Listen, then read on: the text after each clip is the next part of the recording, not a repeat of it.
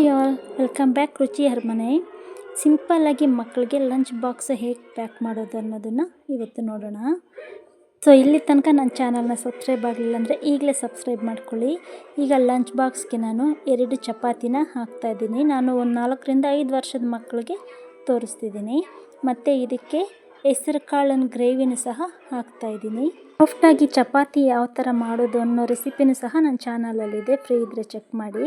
ಮತ್ತು ಇದಕ್ಕೆ ಕಾಂಬಿನೇಷನ್ನಾಗಿ ತರಕಾರಿ ಪಲ್ಯನೂ ಮಾಡಿದ್ದೀನಿ. ಕ್ಯಾರೆಟು, ಬೀನ್ಸು, ಬಟಾಣಿ, ಕ್ಯಾಬೇಜ್ ಎಲ್ಲ ತರಕಾರಿನೂ ಹಾಕಿ ಈ ರೀತಿ ತರಕಾರಿ ಪಲ್ಯನೂ ಮಾಡಿದ್ದೀನಿ. ಈಗ ಲಂಚ್ ಬಾಕ್ಸು ರೆಡಿ ಆಯಿತು.